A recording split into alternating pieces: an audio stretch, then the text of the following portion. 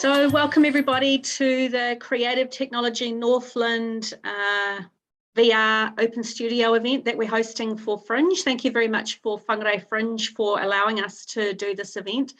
I'm Maggie. I'm one of the founders and conveners of CTN Northland, and I want to thank Jared, who is one of our core organisers, who's come up with this great idea and is going to be hosting us today.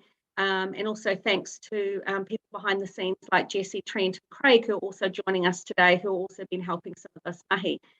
Creative Technology Northland is a network across Te Tai Tokoro to support people who work in the creative tech space. You can join us via our Facebook group, which is, the link is there, and we also have a website which you can follow along, and we have blog posts, and the recording that you see today is available, will be available, all going well, on our Facebook page, but also our website, along with a bunch of other different kinds of workshops and online talks and stuff we've done over the last few years.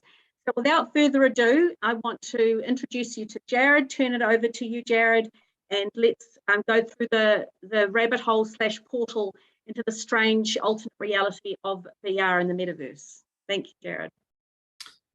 Thank you. So welcome. We wanted to take this opportunity during Fringe to share with folks to try and demystify a bit about the metaverse and VR, and then to go into what some of the opportunities might be. Like with any sort of new technological evolution, there may be particular ways that people use it initially, there might be ways that people are using it now, but we know that artists and other creatives inevitably find interesting ways to use new technology platforms. And we feel that by helping and supporting and then collaborating with people, that visions that people have for how spaces like this could be used can then come to fruition in the future. So, Metaverse. You know, there's a couple of different, there's a few different things that happen when sort of new technology platforms and opportunities arise. Some people go headfirst into it and get the latest gear and gadgetry and delve into it. Sometimes, you know, technology arrives and it could be 10, 20 years before there's sort of wider use. And in the meantime, sometimes people get disappointed, and early starters, early adopters are not always the uptake generally by other people is not always there. However, the timing for what's happening now in the VR and metaverse space is the opportunity to still be an early adopter, but to potentially realize wider adoption and audiences in the next couple of years on even more of a scale. It's quite large already, but even more of a scale. One way of thinking about the metaverse is that it's somewhat like a bit of a hybrid Frankenstein. You know, it involves not just VR, but also involves augmented reality, a wide range of devices ranging from mobile phones to computers to VR headsets. So the metaverse is not one particular technology set of gadgetry or software or solutions. It's kind of like it's like a cake where there's lots of different ingredients and lots of opportunities to participate in some of the many various ways. So the metaverse is not just one thing you can buy or do and you get the metaverse. It's made up of many different components, and we're going to focus a little bit primarily on the virtual reality experiences within the metaverse itself.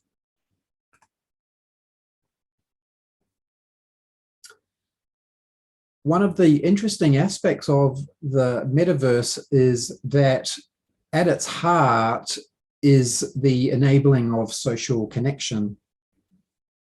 So probably the sorts of tools that we've been familiar with over the last 10 or 15 years or so are platforms like Facebook, YouTube, more recently TikTok, and other kind of related sort of social media type platforms, including things like Twitter. Not all of those have had good experiences or outcomes, but certainly they've become quite dominant in the way that we connect digitally. And the metaverse provides an opportunity to take that one step further. And whilst we probably now more than ever really embrace and appreciate the physical ability to come together, and we're enjoying a lot of that at the Fringe Festival for the first time in a while. We're getting large scale events and people coming together, and it's really fantastic. But for lots of good reasons, there are lots of people that can't always engage in person, and so the metaverse is a way of being able to create social connections between people and audiences and communities, whether they be distributed across Northland, across New Zealand, or even internationally. And I'll touch more on sort of the international component later. Towards the end of this presentation, and we'll try and keep it relatively brief, and then we'll turn the recording off, and then we'll open it up for general discussion and chit chat for till about 3 o'clock. Goldman Sachs, a very big international banking firm, investment firm, they definitely, like many other organizations, see that the metaverse market, which is quite broad, definitely has got some potential future value associated with it, and seeing it progressively increase up until 2030, and then beyond that quite significantly. There's you don't have to go far if you want to search on the internet or read media. There's often lots of stories about the metaverse or NFTs. Some people would be aware that Facebook itself as an organization have actually changed their name to Meta, and that is a very deliberate step by them because they want to get into the metaverse market, and one might argue that they're hoping to actually monopolize that much in the same way that they did with Facebook. There's also some interesting sovereign wealth and sovereign nation interest in this as well, and even one that's not on this particular slide but that I did come across is that there was at least one South Pacific island that is now suffering from rising sea levels, and they're looking at how they can create like a digital twin of their island, their culture, their nation, and to move that into the metaverse as a ongoing living digital version of their island nation that may not be around for too much longer. Like with a lot of technological innovations, it would be quite easy to sort of just ignore it and just say, oh, you know, there's just a bit of hype here. And there is a lot of hype. There's certainly huge amounts of money that's being invested into the space, of which perhaps only a small portion of it will actually ever be realized as a long-term investment. And so there's a lot of money that will be lost in the metaverse space. So it would be easy to ignore it. And once upon a time, people also would have ignored, you know, the importance of radio, television, the internet. So much like the internet, when it was first sort of growing up, so to speak, in the mid-90s, there were the people that were saying, you know, this internet thing, nothing will ever come of it.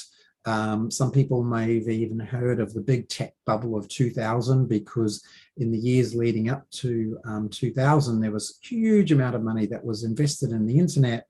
And of course, one of the problems back then was that very few people had internet connections. The user base was very low. The cost of being on the internet was very expensive. It wasn't as easy as what it was today.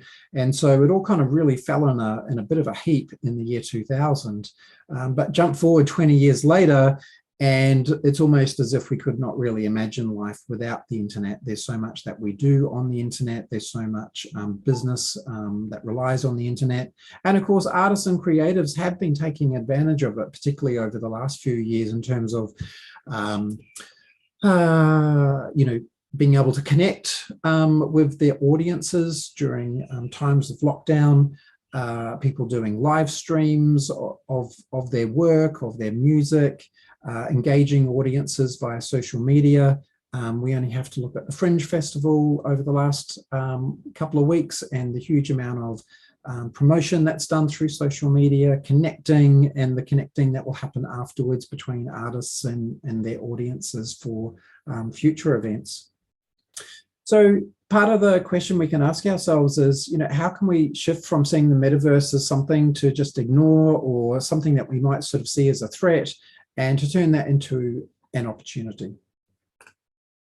So some analysts say that we're sort of in this window of opportunity now over the next couple of years, that even though there is a increasing number of people that are getting adept at using VR spaces, have got VR headsets and computers and mobile phones that are capable of engaging in virtual reality spaces, the scale of it, as far as a broad range of people, ages, demographics engaging, is still relatively small, but it's expected to increase. So there's still this opportunity to be able to, in effect, use the next couple of years as a learning experience, and seek out what the potential opportunities might be, so that as more and more people become familiar with and are able to get involved, that the audiences are there.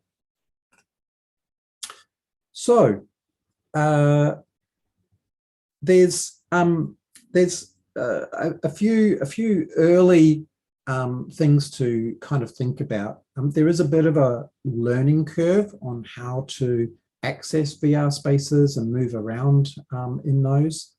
It's not quite clear what all the ways that these VR spaces can be used, and I'll show some examples of some cases where it's being used, but there's probably many times more potential opportunities.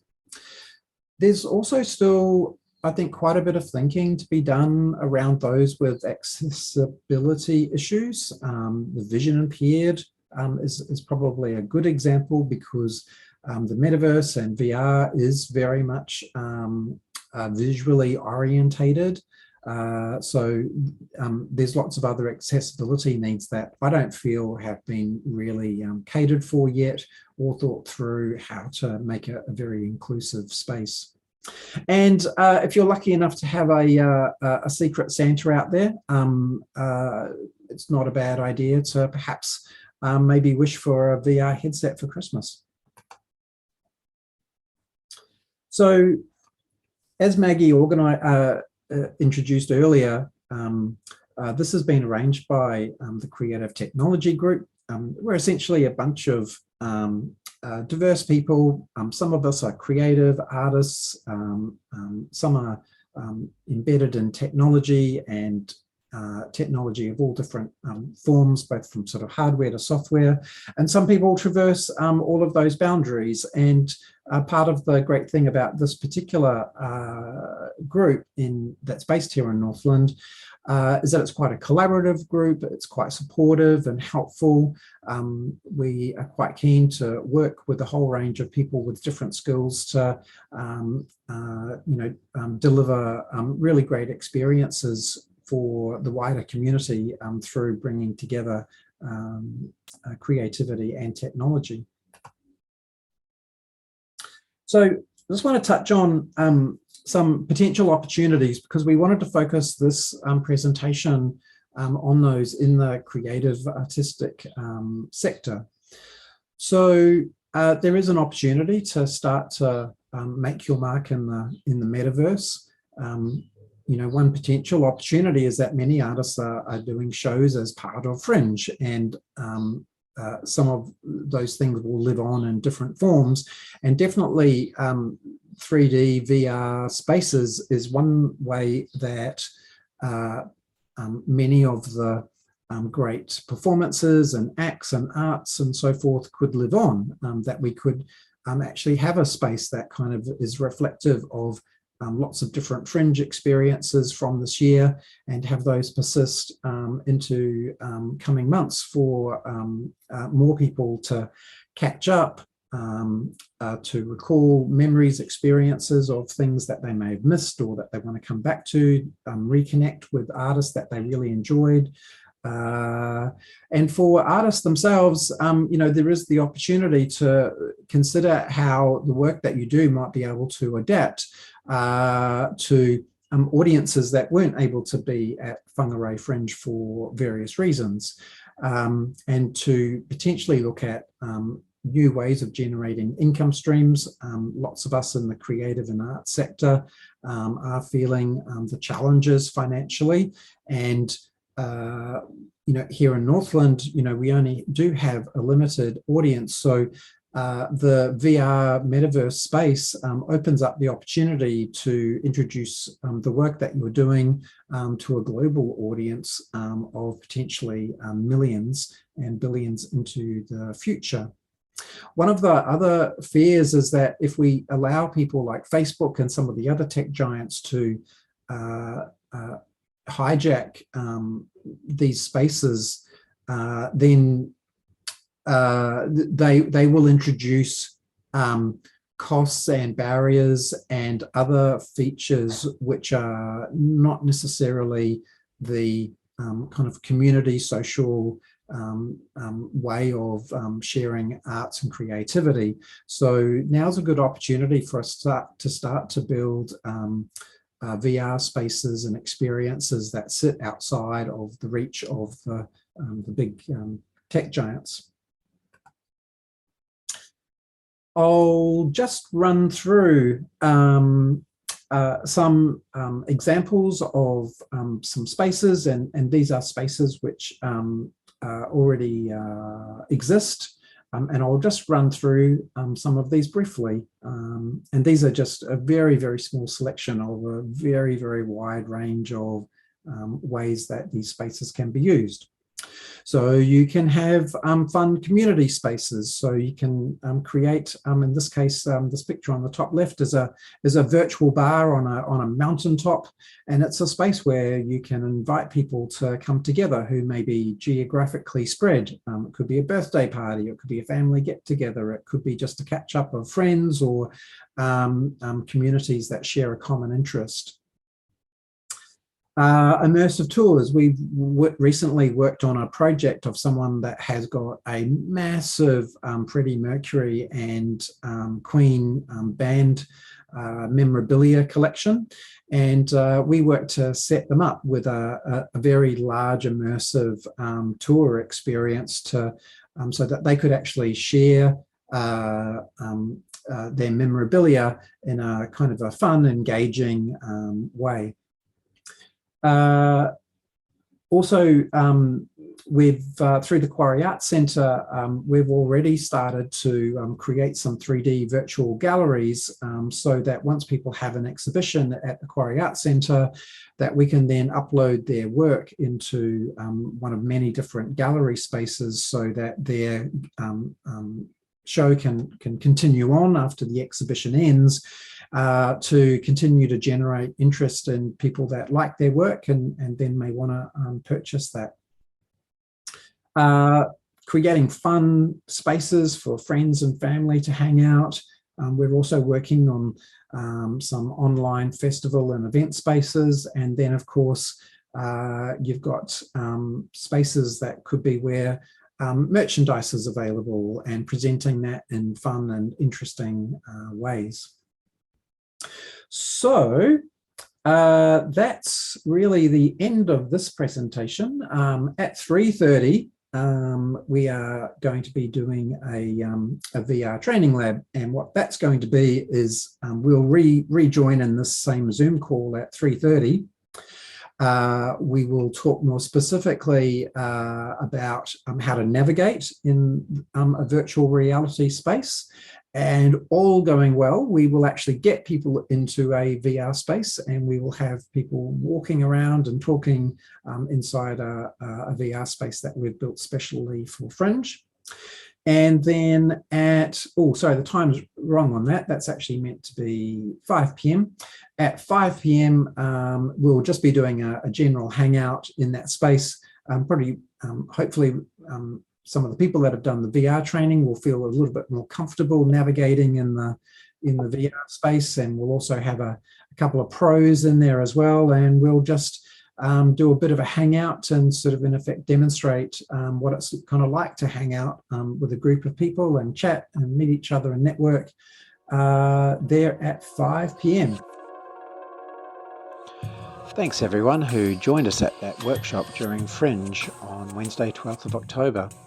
If you're listening in or watching now and would like to find out more about VR and the Metaverse, then head to the Creative Technology website or Facebook page. There you'll find a range of resources that we have available, including a recording of the VR training session. We look forward to seeing you in the Metaverse with us soon.